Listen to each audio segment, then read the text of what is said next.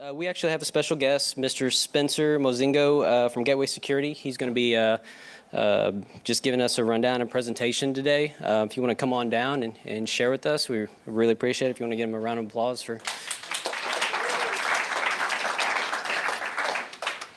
Go, Spencer. Thanks. How's everybody doing? I will do my best to get the information across that I need to without creating fear. However, if we look at what's going on in the world, it's kind of impossible. Quick background on me, I did 12 years in the Marine Corps, and then I worked for the State Department a while after that.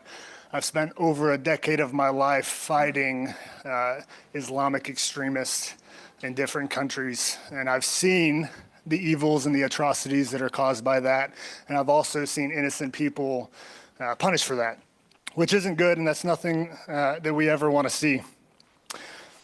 Quick situation report. If you watch the news, you see what's going on in Israel. We see a fight between Hamas and Israel, and we see Palestinians being punished for it as well. I was reading a quote the other day. It was one of those reels on Instagram, and it didn't have the person listed at the beginning of who it was from. And it was one of the news stations, and it says, "They are a religious movement. That is what everybody is afraid to say. If Hamas was a political movement, we could satisfy their political ambition. But Hamas is a religious movement that does not believe in political borders. They want to establish an Islamic state on the rubble of the state of Israel." And then when I read down a little bit longer, it said who it was from, Musab Hassan Yusuf, the son of Hamas founder, who is now a Christian. He grew up being indoctrinated by Hamas to kill everyone who did not agree with Islam until he saw the light, and now he sees and he fights out against terrorism. He's totally against what Hamas is doing. He doesn't support it, and he's making that known. You know, when that makes an interesting Thanksgiving, by the way. It makes people aware because it's not a third party. It's not someone who doesn't know. It's the son. He grew up in that life and he understands. What does that mean for us? You know, we are thousands of miles away from Israel, so we're safe. No, we're not. Look at what has happened over the past couple weeks with what's being called Palestinian support rallies. Part of that issue is in our country. We just sympathize with whoever without knowing the facts. Now, I'm not saying the Palestinian people are bad. Hamas is bad. I'm sure there's innocent people who are living in fear of their life in Gaza every day because other people are causing conflict for them. But what we see in these rallies is people are saying free Palestine, but what they are saying is we don't want Israel to be the power that they are. We're actually supporting Hamas. This is my analysis because what stake do they have in the game? They don't have any. This is dangerous for us because we live in these communities, we walk around, and we need to increase our awareness of everything going on around us. Now, do any of you have a direct threat against you? Probably not, but could you? Definitely so. There's different things that we need to be aware of going through life now.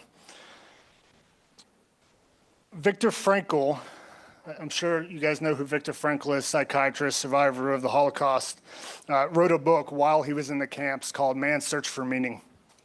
I've read this book probably 50 times over the past 10 years because it's great for anybody trying to find happiness and peace in life.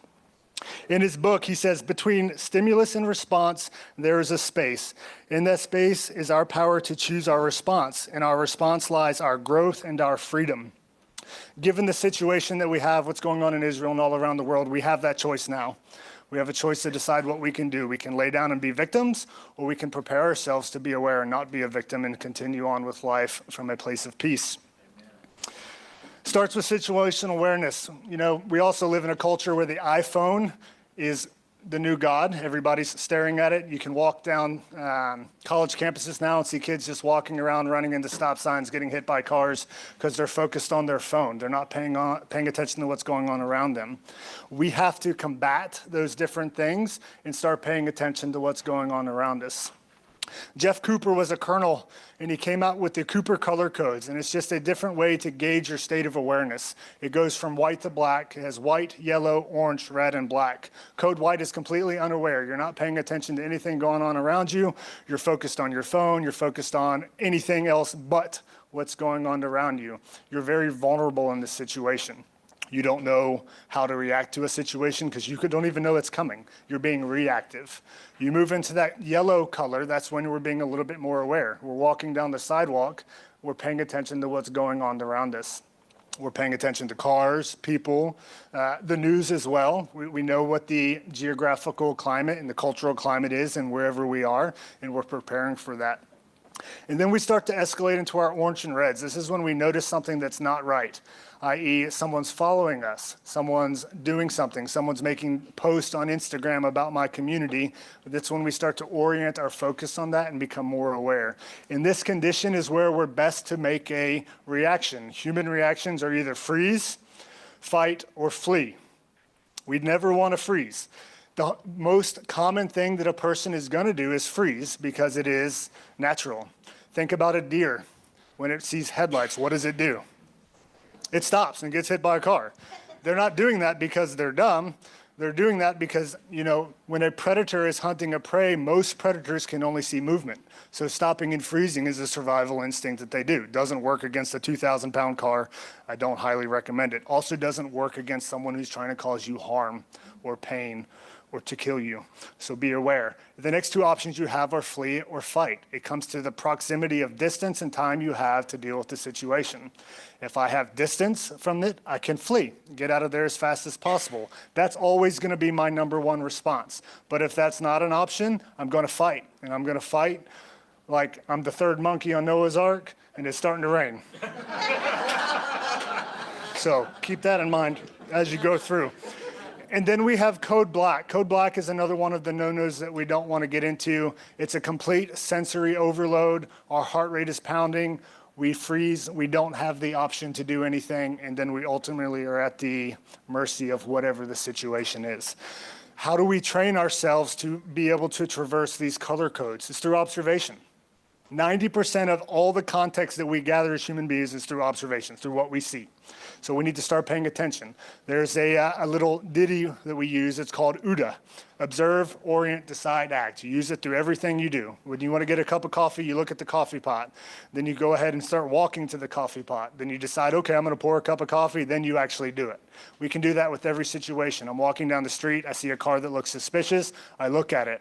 Okay, what is it doing? It's just sitting there looking at me. Now I need to decide, what am I going to do? Am I going to approach them and say, hey, why are you looking at me? Or am I going to get out of there?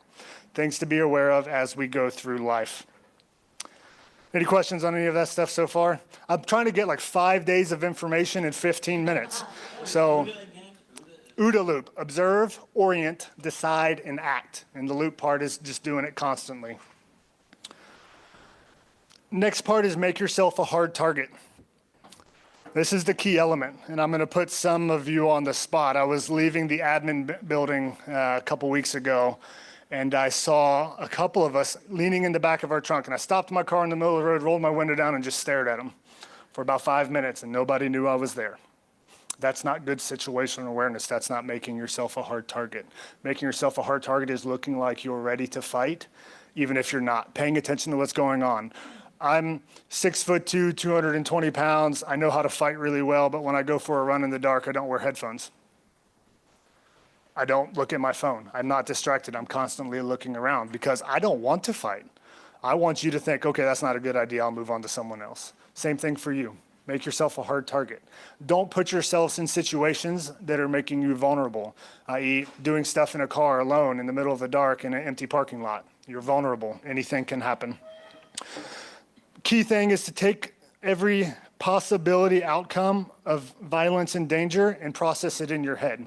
If you haven't visited, at least in the thought aspect, you're never going to be able to deal with it when it actually happens. The world is violent. It's not going to improve anytime soon. So we need to prepare. You can either be a victor or you can be a victim. Last little quote I have here is by Friedrich Nietzsche, and he said, "He who has a why to live can bear almost any how." I've got 6 daughters. So If it's me versus you, I'm going to win by any means necessary. And if it's you versus someone who's trying to cause you harm because of a conflict going on halfway around the world, I hope you have the same mentality. We all have a purpose. We were all put here for a reason. We can't do that if we're not preparing it. And I was telling this in a brief the other day. I'm a huge believer in prayer. You know, God's in charge, 100%, but he doesn't expect us to lean on a shovel and pray for a hole. At some point, we have to have buy-in in the process so that we can protect ourselves, protect our families, and protect our mission. That's all I have for you. Thank you for giving me this little bit of time. You guys can get my contact information somehow. Any direct questions, reach out to me. I'll be more than happy to talk to you. Thanks.